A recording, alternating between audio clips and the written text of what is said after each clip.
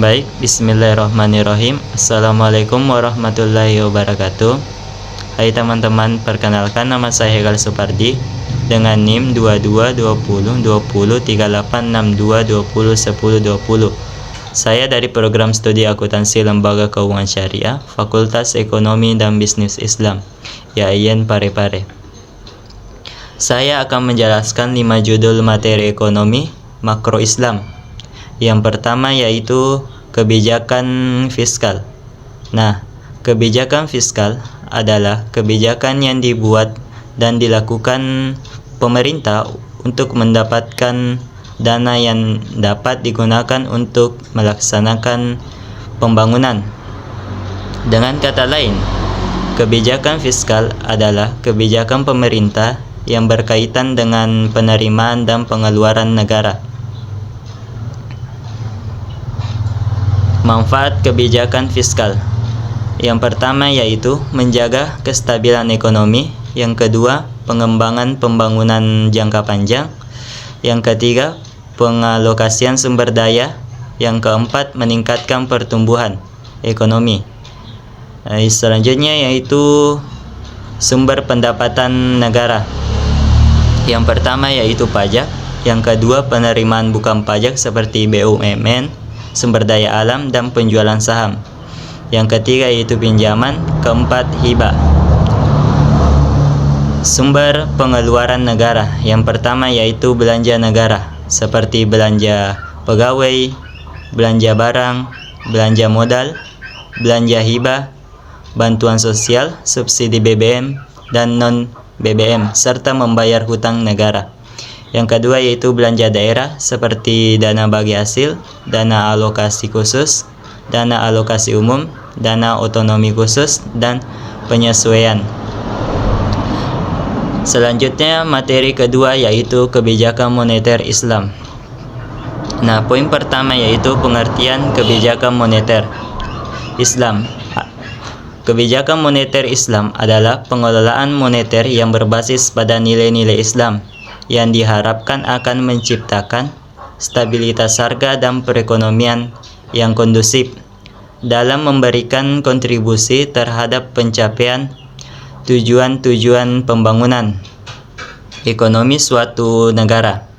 Poin kedua yaitu sumber penerimaan negara dalam Islam. Yang pertama yaitu zakat, kedua wakaf, ketiga nawaib, yang keempat kharaj, yang kelima jizyah, yang keenam khums, yang ketujuh ushur, yang kedelapan zakat kafarah, kesembilan pinjaman, dan yang kesepuluh amwal fadlah. Selanjutnya yaitu sumber pengeluaran negara dalam Islam. Yang pertama yaitu biaya pertahanan seperti persenjataan, unta, dan persediaan. Yang kedua yaitu penyaluran zakat dan ushur.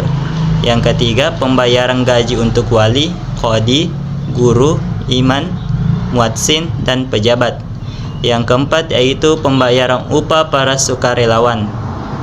Kelima pembayaran utang negara, dan keenam yaitu bantuan untuk musafir.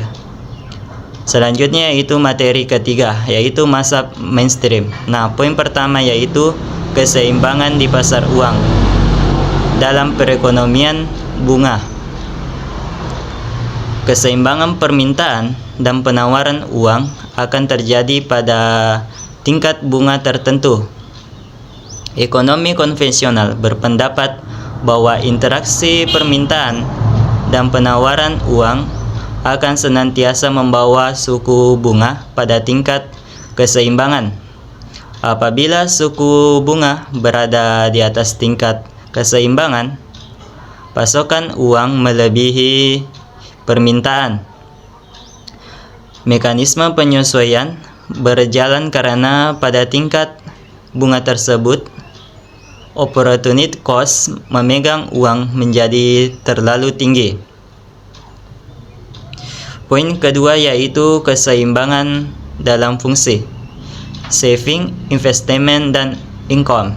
Yang pertama yaitu keseimbangan di pasar barang terjadi ketika belanja agregat sama dengan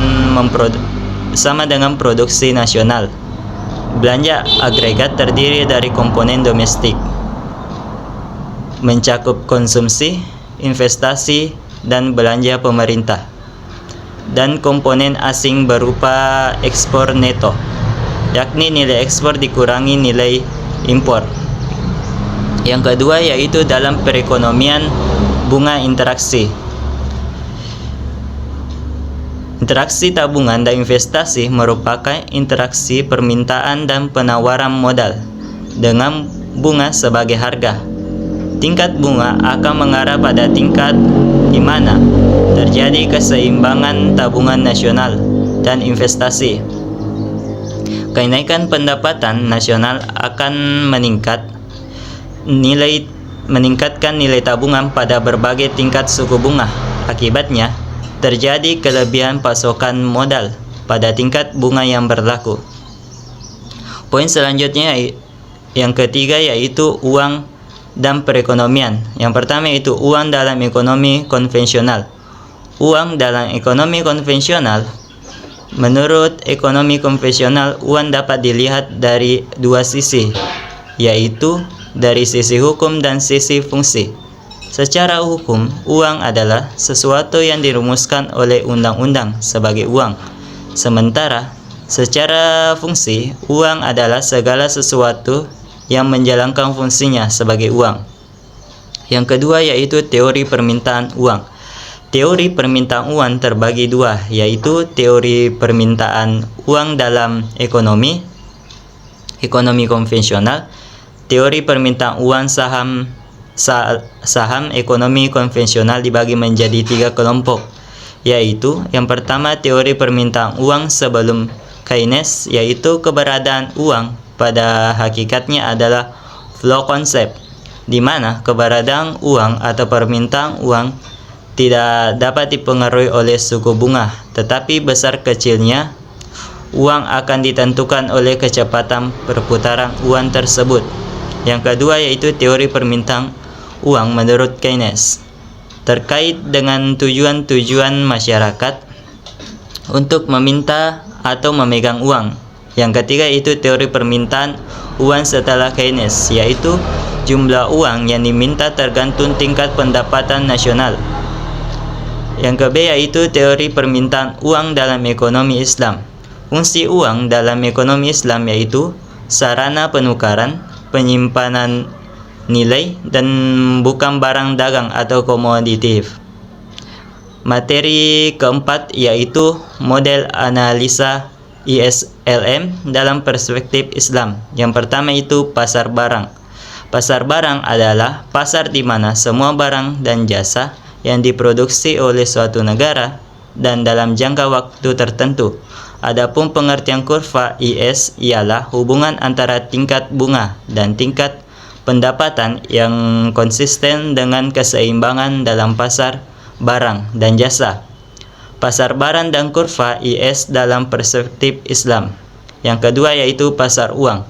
Pasar uang yaitu tempat bertemunya antara permintaan atau kebutuhan masyarakat akan uang atau kartal dan giral dengan jumlah uang yaitu uang yang beredar. Kurva LM menyatakan hubungan antara tingkat bunga pendapatan yang muncul di pasar uang. Selanjutnya yaitu keseimbangan di pasar uang dalam ekonomi Islam. Keseimbangan pasar uang dalam perspektif Islam terjadi ketika permintaan dan penawaran uang sama. Berikut adalah beberapa poin penting terkait keseimbangan pasar uang dalam ekonomi Islam. Yang pertama yaitu tingkat keuntungan yang diinginkan. Yang kedua yaitu kurva IS. Yang ketiga kurva LM. Keempat keseimbangan pasar uang dan pasar modal. Dan yang kelima spekulasi. Selanjutnya yaitu materi kelima sekaligus materi terakhir, yaitu pembangunan ekonomi dalam perspektif Islam. Menurut Hasanuzzaman, pembangunan ekonomi dalam perspektif Islam adalah ilmu dan aplikasi petunjuk dan aturan syariah yang mencegah ketidakadilan dalam memperoleh dan menggunakan sumber daya material agar memenuhi kebutuhan manusia, sehingga dapat menjalankan kewajiban pada Allah dan masyarakat. Tujuan pembangunan ekonomi dalam perspektif Islam, yaitu yang pertama yaitu menjamin kebutuhan dasar manusia. Yang kedua, meningkatkan kapabilitas dan martabat manusia. Yang ketiga, menjamin keberlangsungan kehidupan manusia dalam jangka panjang. Keempat, menumbuhkan dan menjamin spiritualitas. Poin terakhir yaitu konsep pembangunan ekonomi dalam perspektif Islam. Konsep pembangunan ekonomi dalam Islam adalah konsep pembangunan ekonomi berdasarkan prinsip-prinsip syariah yang bersumber dari Al-Quran dan As-Sunnah, dengan kesadaran bahwa keberhasilan pembangunan harus disertai penerapan tentang konsep-konsep pembangunan klasik dan modern, serta belajar dari pengalaman negara-negara yang telah berhasil dalam melakukan usaha pembangunan. Konsep ekonomi Islam mengacu pada prinsip syariah yang menjadi pedoman masyarakat Muslim, sehingga setiap aktivitas manusia, termasuk di dalamnya adalah kebijakan ekonomi dan pembangunan serta aktivitas ekonomi masyarakat, sudah semestinya merujuk pada hukum Islam. Baik, itulah beberapa materi yang saya sempat sampaikan. Kurang lebihnya mohon dimaafkan. Wassalamualaikum warahmatullahi wabarakatuh.